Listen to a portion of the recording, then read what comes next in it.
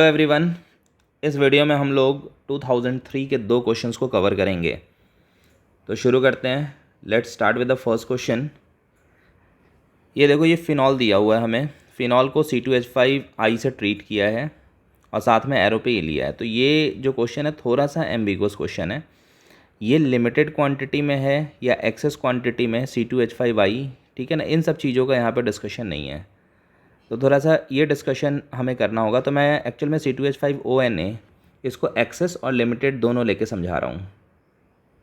तो शुरू करते हैं। सबसे पहले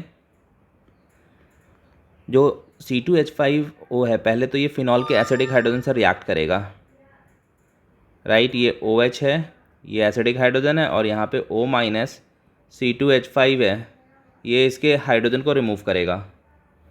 हाइड्रोजन को रिमूव करते हैं इट विल बी O-, ये बेस बन गया। बेस और न्यूक्लियोफाइल जो आप कह लो, it is base and nucleophile.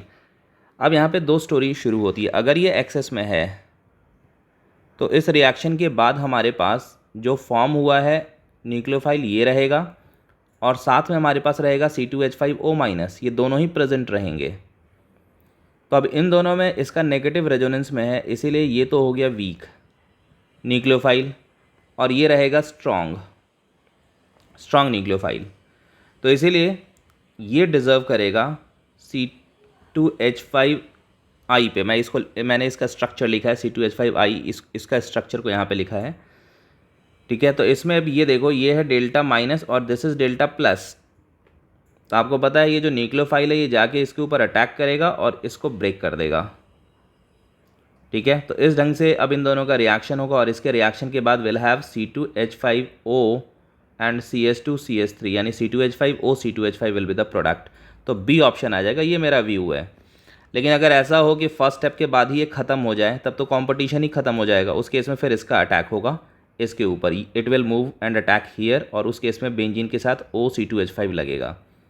तो मैंने बेसिकली इसके दोनों व्यू से आंसर्स मिलते हैं, ठीक है। तो मैंने एक्सेस लेके समझा दिया है कि ये एक्सेस में है। ओके, आगे बढ़ते हैं 62nd पे। The product of acid hydrolysis of P and Q can be distinguished by. अब देखो यहाँ पे क्या है, सबसे पहले तो हाइड्रोलाइसिस देखते हैं।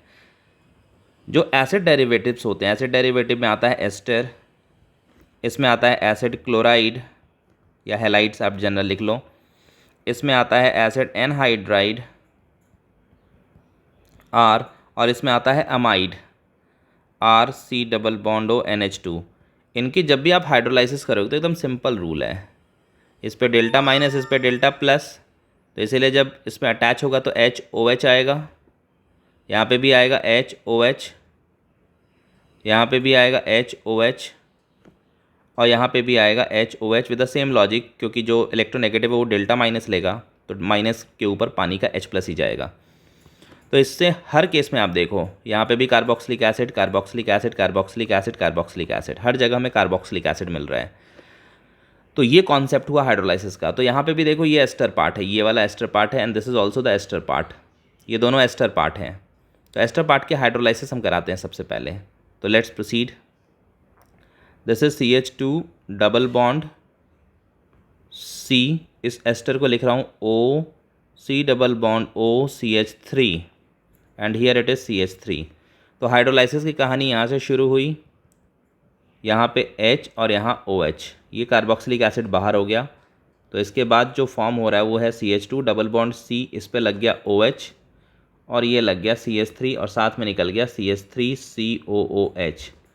अब ये इनॉल है, डबल बॉन्ड पे OH है, इसीलिए ये बहुत आसानी से टाउटोमराइज होगा। इट विल टाउटोमराइज वेरी इजीली, ये इधर और ये इधर, और इस टाउटोमराइजेशन के बाद ये हो जाएगा CH3C+O CH3, ये आ जाएगा हमारे पास प्रोडक्ट पहले केस की हाइड्रोलाइसिस के बाद। अभी दूसरे को देख लेते हैं।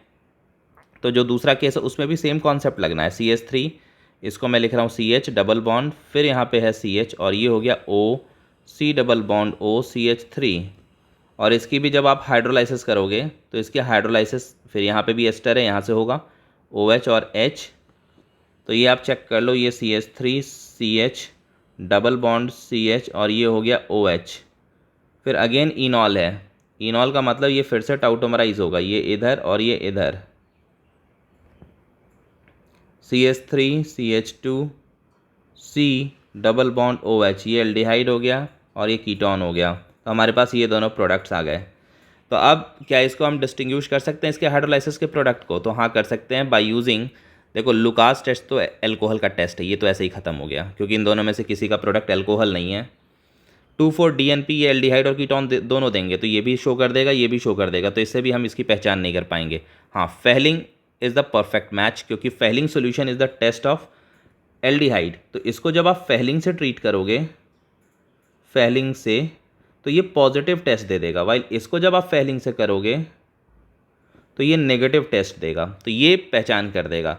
और NaHSO3 ये दोनों ही शो करेंगे, एल्डिहाइड और कीटोन दोनों शो करते हैं, ये दोनों ही टेस्ट एल्डिहाइड कीटोन दोनों शो करेंगे, तो इसलिए Fehling will be the answer. This much in this video.